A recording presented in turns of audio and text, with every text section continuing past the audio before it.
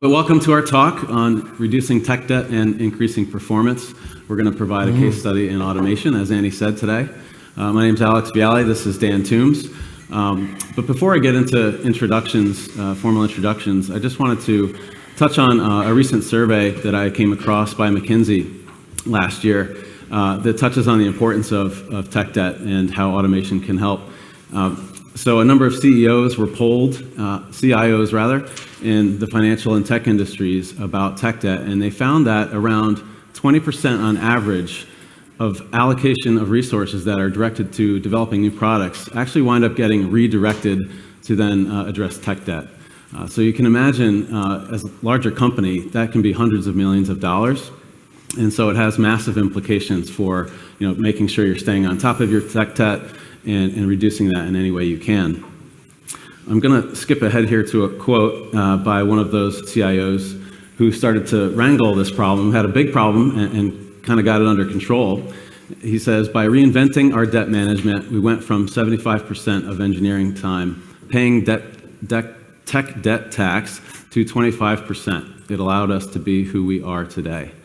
So I think it really speaks to the importance of the topic. So maybe quick audience participation. I know tech debt is probably something everyone's familiar with, but who is impacted in some way today by tech debt in your organization? Directly or indirectly? Yeah, wow. quite a few. Lots of people. Just about everybody. So yeah, an important topic. And now for some more formal introductions. Again, my name is Alex Viale. I'm the Director of Product Management for Workflow and Automation at Appfire. I've been in the UX and product management field for 15 plus years, probably more than I care to admit. I'm certified in Agile Scrum, product-led growth, and maybe most relevant to today, I've actually been a former Jira admin, for better or worse, and felt some of the pains that I think Dan is going to share with us today. So I have some empathy for what you're going through, man. Thank you. Just real quick on Appfire. Appfire was founded in 2005 as one of the original partners of Atlassian. We're very proud of that. From the very beginning, our mission is really to help teams customize their tools so they can work better together. So forward to 2023, and the mission is still the same. You can check us out at appfire.com or come talk to me after, and I'd be happy to share any information about us. Now on to the star of the show, again, Dan Toombs. Dan is from Inmarsat, an international satellite communications company. Dan is an Atlassian architect who has consulted in the field for a number of years, mostly with Jira of all flavors, as well as Confluence. Dan's going to talk today about reducing tech debt through automation, but he also uses automation to help teams adopt tools and really improve the efficiency by which they work. So, welcome, Dan. Thank you very much. Yeah, so I'm Dan Toombs. I've been in the Atlassian ecosystem for about 7 years. The first 4 of those years were actually at a solution partner, where I managed to kind of really get to grips and learn Jira at the time, specifically, really well. I was lucky to actually get trained as one of their consultants and got certified with my ACPs. But since then, so for the last 3 years, I've been working with end users of Atlassian, so the end customers. So I've really been able to see the challenges from both sides. Yeah. So you've had that consultant lens. Now you're on the customer side. You're an Atlassian architect. You get questions from everywhere. Yeah. Not the easiest of jobs. But can you tell us a little bit about your responsibilities right now? Yeah, of course. So my main job, my main first and foremost point that I need to do is always keep Atlassian running. So like a lot of people in this room, Atlassian applications will be business critical. So we always need to make sure that even from the smallest access issue right up to the major incidents, that everything is running as smoothly as possible.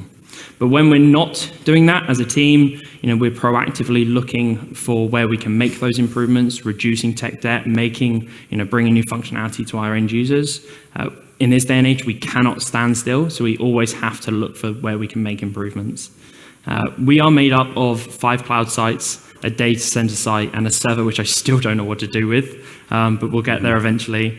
And the reason why we have that is our company is split up into major business units, all of which are kind of different regulations and different standards. We have to make sure that we can comply everywhere.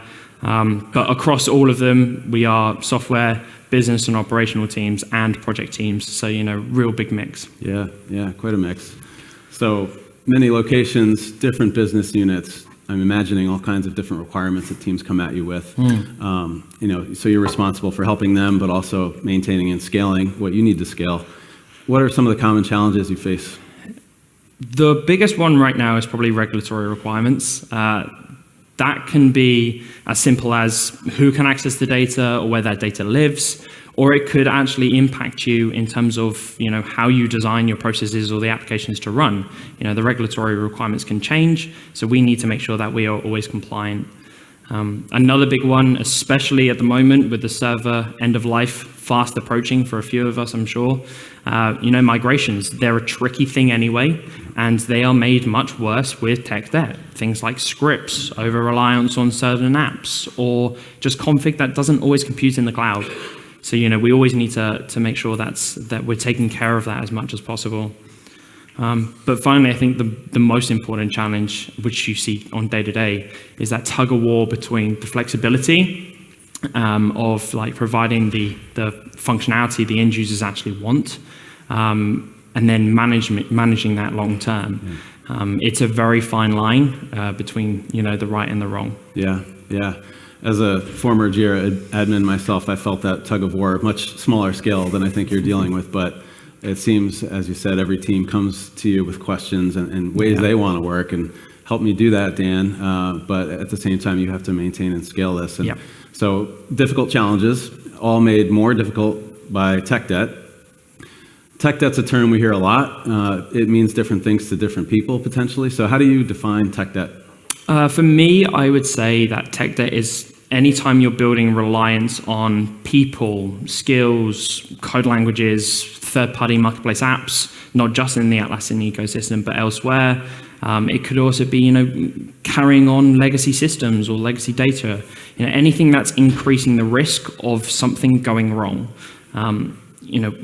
We have to always look for the future. That's what we have to do. So, whenever the maintenance of something outweighs the actual costs of what you get from it, you're in debt to that system. So we need to make sure that we're always on top. I mean, one of the things that you may have seen from a few years ago is that video that kind of went viral on social media about how your life can be a jar. And if you fill it with all the golf ball sized items of, the complicated things, you leave little room for some of the still enjoyment, but from the smaller items as well. So imagine your Atlassian environment is that glass jar. You only have so much room and so much that you can look after. No matter the size of the team, there's still a limit. So if you constantly fill it with large, complicated items that carry more debt, you leave little room for all of the other things that your users still want.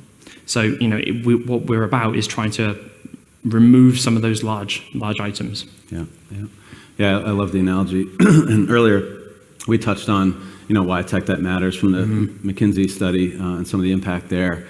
In your words, why does tech debt matter? Why is it so important for you? It makes, as I mentioned, it makes everything harder to manage. It makes everything more time-consuming, more resourceful. We need to put more in to get it. And with everything having a cost, we have to take that away from somewhere else. I mean, the survey results that you showed up earlier, they showed a 50% reduction in an engineer's time in terms of where their focus was. So being able to give that back to the engineer to provide more functionality for the end users that they want, the actual things they're asking for, or providing performance improvements to make their lives easier is also a huge thing. Another thing from a business perspective, every business wants to decrease the risk. So, removing the reliance on individuals and playing the proverbial thing is what happens if, the important people, left the company or got hit by a bus or whatever. You need to accommodate for those situations.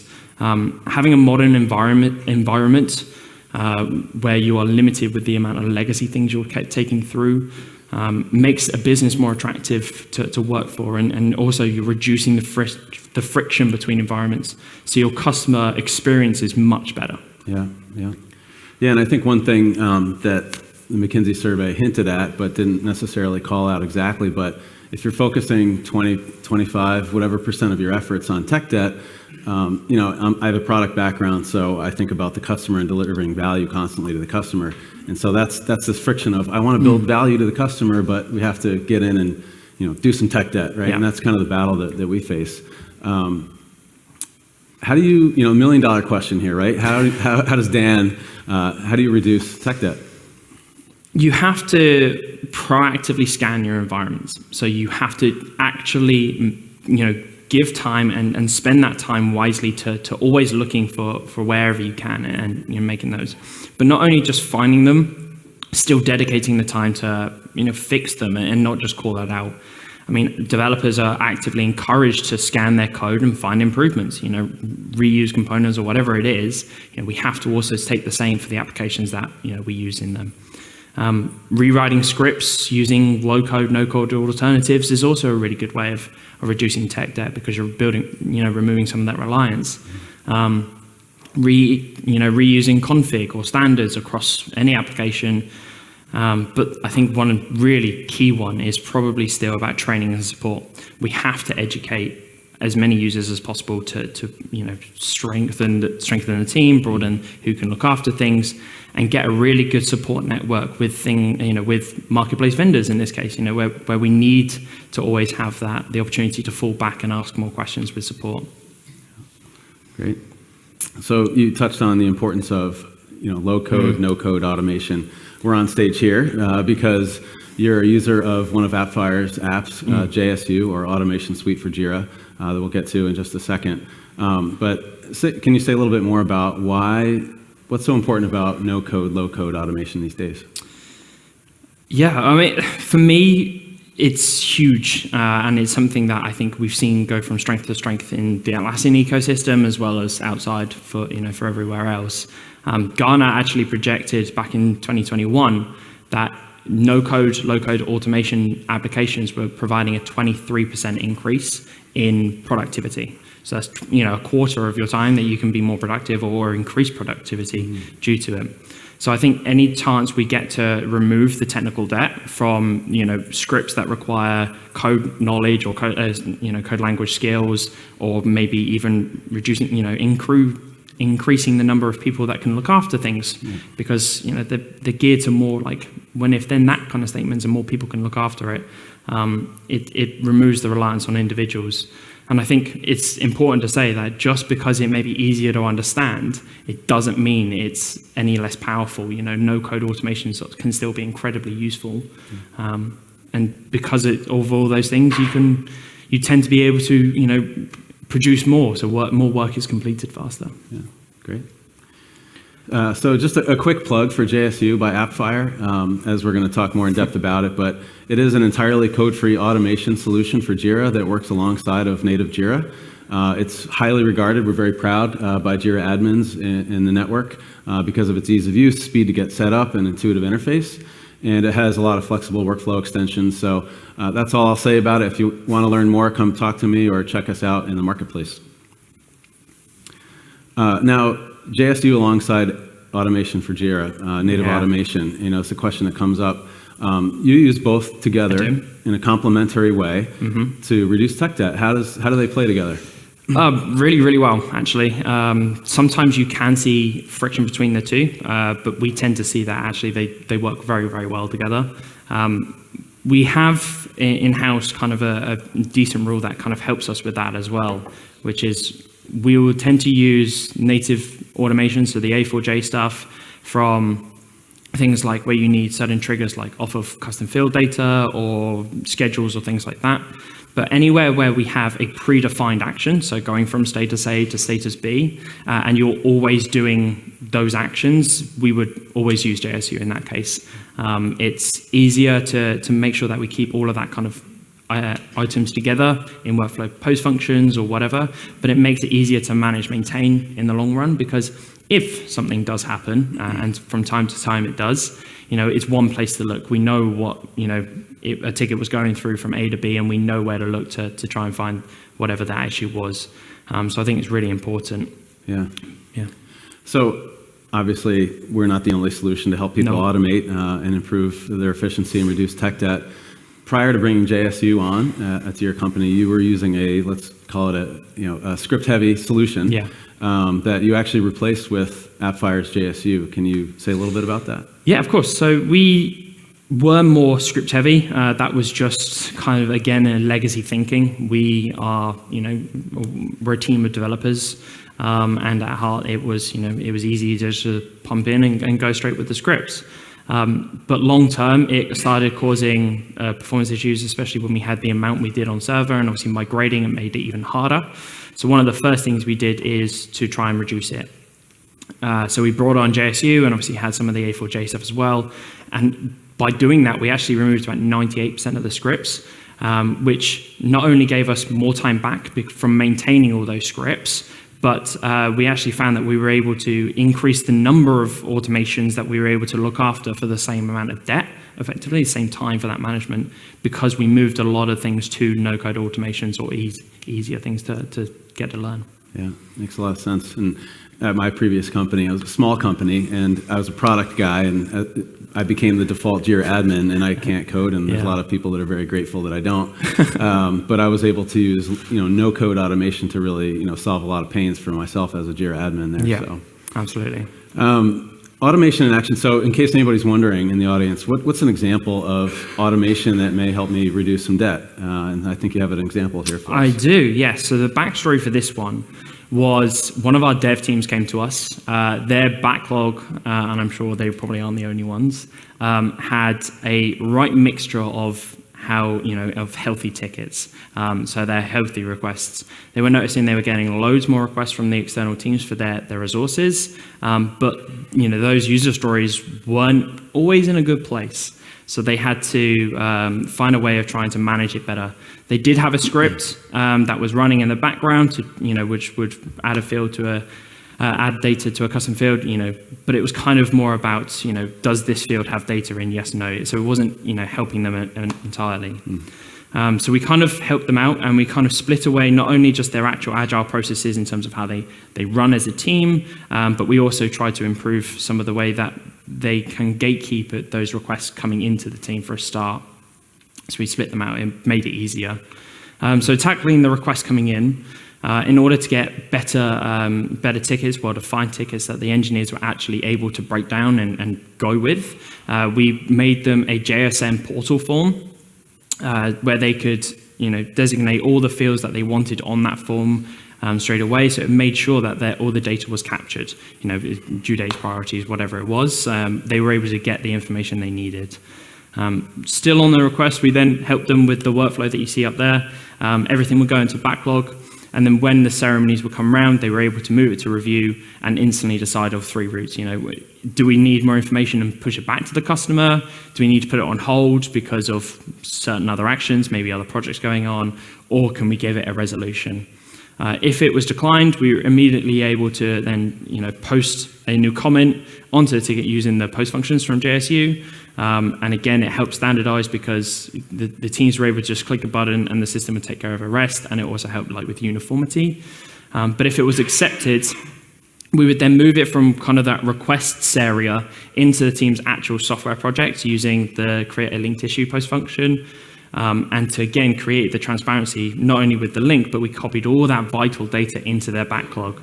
So when it came to them actually developing the work and going through those sprint planning sessions and everything else, they knew if it was in their backlog, it was in a healthy state, they were committed to actually doing that request, and it helped with kind of the separation there. Yeah, I mean, that's pure gold. I mean, centralizing an input, making sure that the input is standardized and what the teams need. I can speak from experience of just the amount of back and forth of, can you add this? Can you add that? Can you clarify this? It's a real huge time saving. So I'm imagining you're seeing some of that in the results. Yeah, absolutely. So the team came back to us pretty quickly and noticed that they were on average over, the 6 weeks that it took to get the feedback, they were noticing about an hour and a half saved per engineer. That was not necessarily all coming from the ceremonies and the improvements they had in the ceremonies, with better groomed tickets or easier stand-ups and that kind of stuff. But it came from the actual work itself. because they had more better defined tickets, they weren't spending time with the to and the fro and everything else, and there were just less distractions taking them away. So that's 90 minutes back to the engineers, which they can then do with what they love, which is to either write code or do whatever they needed to in their agile team. So we kind of really helped all across, clean backlogs, the reliance, but it made the team feel far more in control. Yeah, that's great. That's a good feeling. I mean, and it's not only helping that team, but also the teams that are submitting these issues, because their back and forth is reduced, and they start to understand how the process works. Yeah, so it's better transparency everywhere. Yeah, that's great. So amazing example of just one very simple no-code automation. The ripple effects are obvious, I think, through the teams. So great, thank you for sharing that. So you've shared a lot of good insights already in this short time with us. If someone from the audience comes to you later and says, Dan, I need help. How can I reduce tech debt? What's your advice? What are some takeaways that you might have? I have three kind of big things that I would always say. The first is that as an admin, you are in control. You have an obligation that if something doesn't feel right, you have that obligation to say no, and you should be. You should be working with the team to find the solution, but you can't just accept blanketly what the request is. You have to find something that is going to provide the user experience they're looking for, but in a scalable, maintainable way for you. And I think that's really, really important. You have to push back. I think the second is look for where you can maybe take some of the debt out with low-code, no-code automations. Can we reduce the debt, and the reliance on certain code languages with less scripting?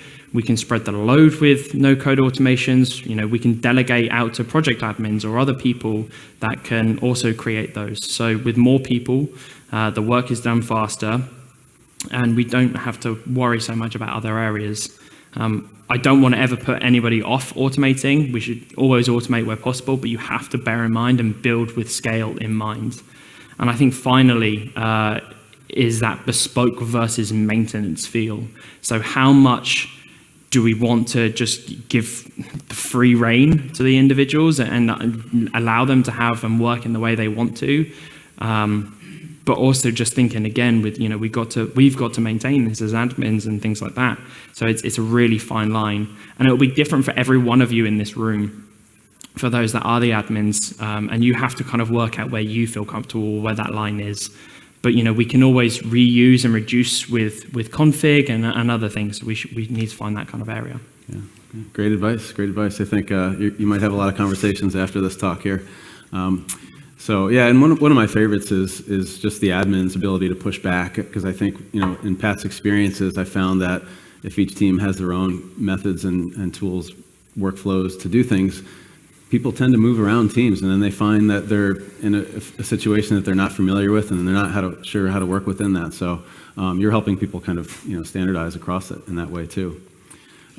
So thank you, and I'm just going to go on to one more thing before we get on to a few questions, maybe from the audience. Just one more plug for Appfire's suite of automation tools. We've touched a lot on JSU today, and the quick start, baseline foundation automation that you can get out of JSU. We also have JMWE, which is a combination of no code and low code that really starts to get you into more powerful customizations within your automation. And then for those that are familiar with scripting and want to go down that path, you can really get to some deeper levels of automation through PowerScript. So check us out again in the marketplace, or come talk to us later. And let's open it up for questions.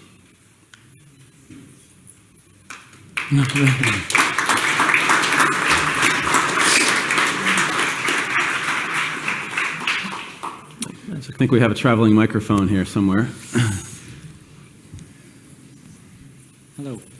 Do you hear me now? Yes. Good. We have already, or we use already both PowerScript and the GSU.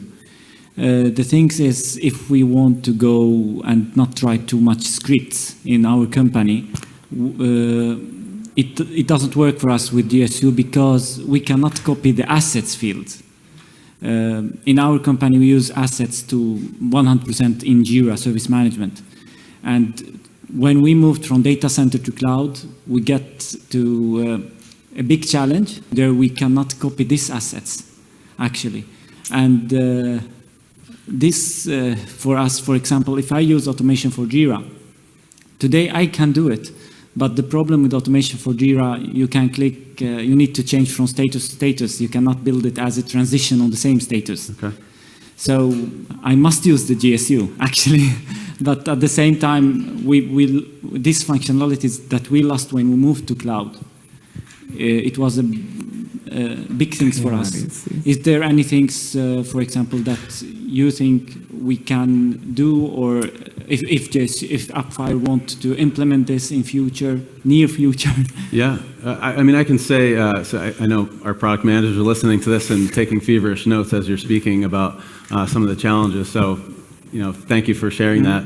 I think one of the things we're looking at really hard right now is trying to make, at the very least, value parity between, DC and cloud. And so the capabilities that you have on DC that, we're really striving to, have those and more on cloud so that, people are comfortable migrating without, some use cases that don't work. But if you want to dive a little bit deeper on the side, I'm happy to talk to you about your specific case. Thank you. Sure. I don't know, anything to add on that one, Dan, in your experience there? No, just looking at, there are alternative low-code, no-code apps out there. I would just try, you mentioned about A4J. There are ways of looking for specific transitions. So, we can try, but again, we can have that discussion away, and maybe we can run through some stuff in a bit. Thanks for the question. Yeah. Thought I saw a couple other hands go up. Yeah. Thank you. So we are still on data center as well, and we are using A4J heavily.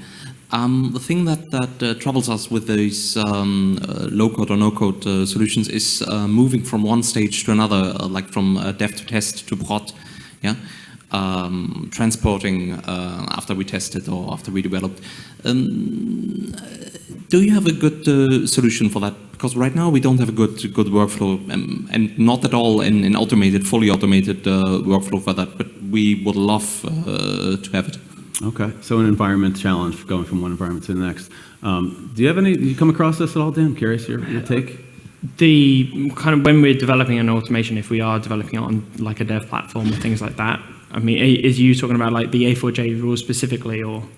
Yeah, migrating A4J rules, from one instance to another, yeah. So with we can mass export as a global admin. You can obviously export those rules, or if you're doing it as a project admin, you can do individual ones.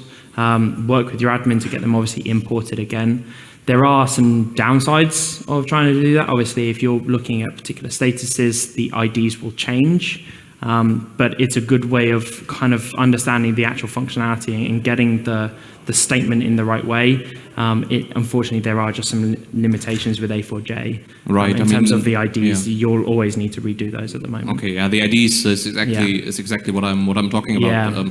That is what we use in Configuration Manager, for example, another plugin. They handle that automatically. Yeah? Unfortunately, they don't transport A4J rules. So. We're stuck with that, and I thought maybe you, JSU, had support for Configuration Manager maybe, or had an own solution for transporting? Let me make sure I get you the right answer afterwards, but again, I think, and I'm happy to field other requests for people that we can create a backlog for our product team. Lots of opportunities there, I'm sure, so. Thank you. I think we have time now. Yeah. Hi. This is again a migration question. We are on the verge of migrating, projects from server to data center.